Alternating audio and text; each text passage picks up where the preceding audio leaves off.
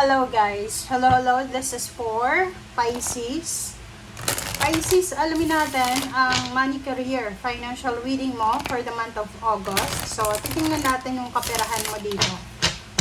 Okay, so sorry sa lahat ng mga naghintay sa aking reading. 5 days ata tayo or 4 days na walang reading guys. Okay, nasira kasi yung ano ko, yung etong pang video ko. So, hindi pwede siyang gamay ko kasi to eh. So, nasira siya. So, kailangan ipaayos. So, yun, 5 days tayo. Okay, so this is for Pisces. Pisces, money career, financial reading for the month of August 2026. Tingnan natin. Please comment down below if you resonated, guys.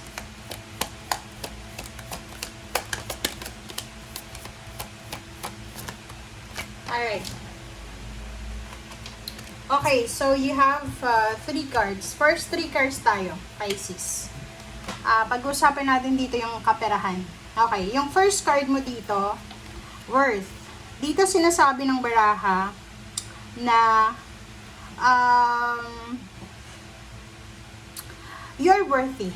Okay, so halimbawa lang may mga naiisip kayong mga negative thoughts regarding sa mga plano nyo pa pagdating ng August. Like, halimbawa, plano mong magbakasyon, plano mong mag-invest, plano mong gumastos. Since ghost month, pwedeng madadala ka sa mga, plus may Saturn retrograde, pwedeng madala ka sa mga sabi-sabi na kailangan mong tumigil, kailangan mong mag-pause. Pero yun naman talaga yung purpose ng Saturn retrograde sa'yo is yung makapagpahinga ka. Okay, makapagpahinga ka, makapag-pause. Pero, kung tungkol dito sa pagbabakasyon, diba? Like, tungkol sa pag-healthy living mo, kailangan gumastos ka, syempre. Diba? Kung para sa sarili mo, worthy naman ito. Worthy na gumastos ka, worthy na magbakasyon ka, worthy na ma-enjoy mo yung bakasyon mo. Okay? Ito yung sinasabi ng baraha sa'yo. Okay? Okay, first card tayo. And second card natin is refrain. Dito sinasabi maraming maraming financial gifts, financial freedom, transformation siya kasi maraming butterfly. So, mga unexpected and expected windfall, lump sum of money, tangible, material things ito guys. Okay, so expect mo na yan. Maraming darating na mga information regarding sa pera. Invite help. So, dito naman sinasabi ng barahan na the universe is giving you signals. May mga ginagawa ang universe para, kumbaga, ipakita sa'yo na, or iparating sa'yo na ready ka na ba? Parang ganon. Ready ka na ba sa mga possible na blessings na i-shower sa'yo? So, kailangan, maging proactive ka din dyan. Okay? So, kung kailangan man ng tulong, mag-pray ka, mag-meditate ka, lalo yung mga angel of abundance, tawagin mo sila. Okay? So, sinasabi ng baraha sa'yo dito na worthy na mag-enjoy, gamitin yung pera sa pag-i-enjoy ngayong buwan ng August. Kung nasa ibang bansa ka, Europa, Amerika, Korea, Japan, or kung saan ka man naroroon, siguro mainit dyan. So, wag mong wag mong kumbaga tiisin na mahirapan ka, 'di ba? During the summer season. So, kailangan kung may pera ka, magbakasyon ka, 'di ba? Magliwaliw ka. Para naman 'yun sa iyo eh. Kasi after ng makapagliwaliw ka, after na makapag-relax ka, fresh ka na ulit. Refreshing yung bakasyon, diba? Alright.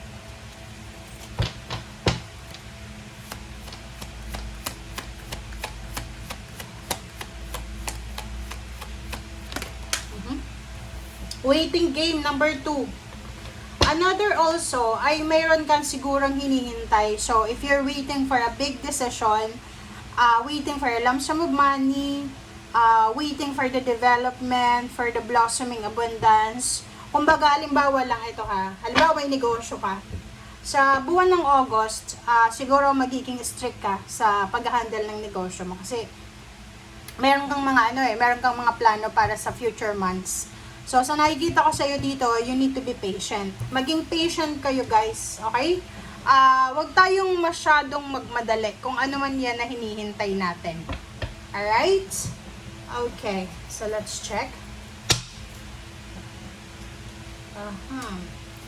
This is for money, guys. Money, career, financial reading. Okay, first card tayo, wow, Wheel of Fortune. So, for the month of August, kung sobra-sobra ka ng successful sa trabaho, sa negosyo, or marami ka ng ipon na pera, ang sabi ng baraha dyan sa'yo na mas marami pa na blessings ang darating sa'yo. So, merong Wheel of Fortune, so ibig sabihin, mayroong pagbabago, okay? May Wheel of Fortune, so sinasabi dyan na pwedeng yun na nga, merong pagbabago, merong development, there's a changes na posibleng darating sa'yo na pwedeng magbago yung mga financial status ng buhay mo. Okay? Like for example, magbabago yung mindset mo about sa pera, magiging sobrang galante or matipid ka, parang ganun. So, nakikita ko rin sa'yo dito na you're happy, okay? You're enjoying, you're happy this August because, yun na nga, you're celebrating. Pwedeng may mga salary increase, higher position, pwedeng may mga iba sa inyo dyan na yung mga pautang nyo. Like for example, yung mga nangutang sa inyo, tapos, biglang nagbayad, parang ganon. So, sa nakikita natin dito, maraming unexpected. Okay? Maraming unexpected na changes, transformation na mangyayari sa'yo. Okay? Okay, next is Knight of Wands and Ace of Cups. There's an exciting good news about money. There's an exciting good news na pwedeng pagkakitaan. Unexpected or expected siya. So, sa nakikita ko sa'yo dito, magiging sobrang positive yung approach mo sa salapi. Okay? Kaso lang, mag-iingat tayo sa mga inggitero-inggitera. Yun lang, ang kailangan mong ingatan.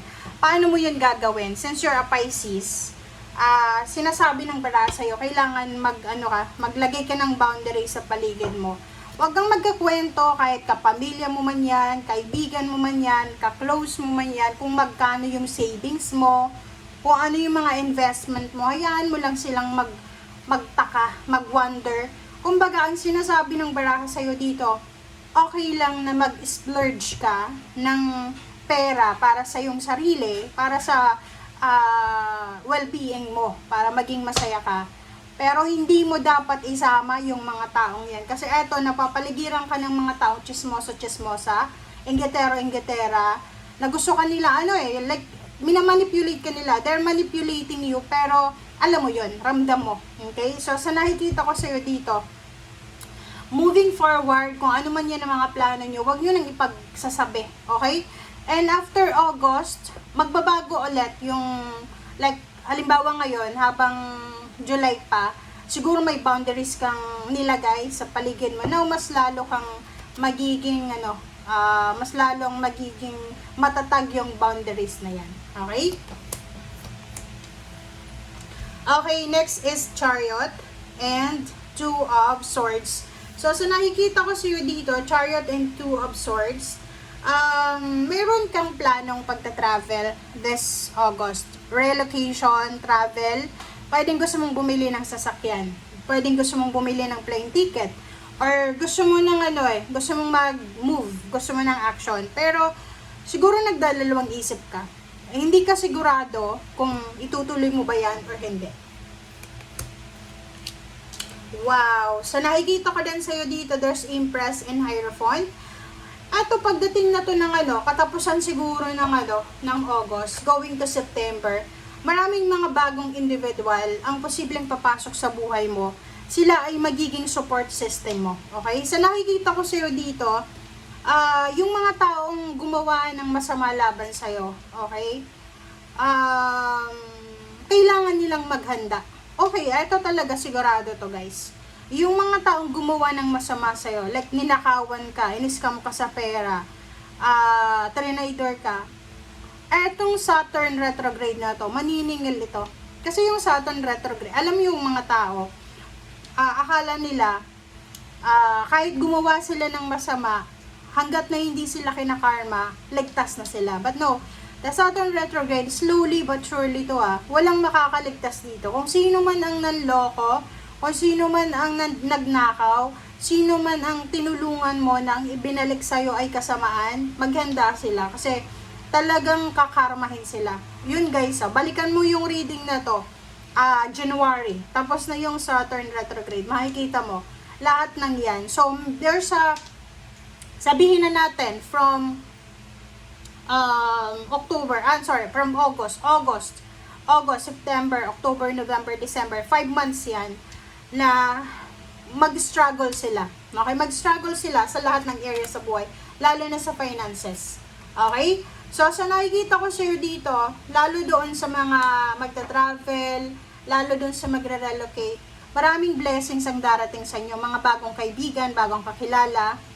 And sa nakikita ko sa'yo dito, kung plano mong magtrabaho sa overseas, maging OFW, or OFW ka na tapos gusto mo pang pumunta sa mas mayaman na bansa, sabi ng bara sa'yo dito, nako, i-go mo na yan kasi dito ka talaga magtatagumpay Okay? As a Pisces naman, kasi you're a fish. So, pag sinabi nating fish, hindi siya nag-i-stay sa isang lugar. Unless isa ka sa mga ma-classified na fish talaga na para kang tree na you're staying in one direction. Pero pag fish talaga siya, hindi ka kontento sa isang lugar lang. So, isang trabaho, isang lugar, isang destination. So, sa nakikita ko sa'yo dito, i-grab mo yung opportunity mo kasi alam nyo ba, Pisces, Scorpio, and Virgo, sila yung tatlong zodiac sign na nagkaroon sila ng parang sabihin natin na delays, 18 months delay. So, ang 18 months na yan, 2 years ba yan? Okay, magto 2 years, diba? So, eto'y pwedeng nagsimula 2 years ago. 2 years ago, hindi naging maganda yung takbo ng buhay ng tatlong zodiac sign na yan. Pisces, Scorpio, and Virgo. And now, parang mayroong release. And there's a positive na posibleng darating sa buhay nyo. 18 months ulit. Okay? So, 2 years also, na incoming 2 years, within the next 2 years, maraming blessings, victory and success kayo. Kasi nakalaya na kayo May mga restrictions. Napansin nyo ba? Napansin nyo ba, Pisces, na for almost 2 years, 3 years, parang gano'n, parang may trabaho ka, or may mga investment kayo, pero parang feeling nyo kulang, empty. Kasi mayroong mga distractions, may mga taong ini-evil eye kayo, may mga, basta mayroong mga may mga kumo-control, obstacles. And this time, sinasabi na nakalaya ka na, parang halimbawa nakakulong ka, sa isang sitwasyon, nakalaya ka na ngayon, and for the next 2 years, eto yung eto yung good karma, okay? So, sa nakikita ko sa'yo dito, maganda yung reading mo lalo sa salapi. Sabi dito, may enjoy mo kung ano yung fruits of your labor. Magiging sobrang masaya ka, exciting, masaya. Kaso lang, ang problema nga dito, mag-expect ka na ikaw ang palaging pag-uusapan ng mga tao. Ikaw yung magiging subject Kasi, the Saturn retrograde ay ito yung karma season. So, kung good karma yung parating sa'yo, yung mga taong kakarmahin ng masama, titingin sila sa'yo diba? Sa iisipin nila, bakit si Pisces sobrang happy, sobrang prosperous, sobrang abundant? Diba? Yung kaiingitan ka. So, ngayon pa lang, if you have parang possibility na mag-protection sa sarili mo, proteksyonan mo yung sarili mo galing sa mga negativity, sa evil eye, sa negative energy and toxic na mga tao. Kasi, expect mo na yan expect mo na maraming maiinggit sa'yo. Maraming maiinggit. And ang problema dito is, mga hidden, pero lalabas yan. Kasi this retrograde na to ay ano to walang makakaligtas dito. Okay? Walang makakaligtas. Walang makakatago sa kung ano man na mga plano nilang masama. Okay? So, yun. Yun guys, ang sinasabi ng Barat. Thank you for watching. Bye!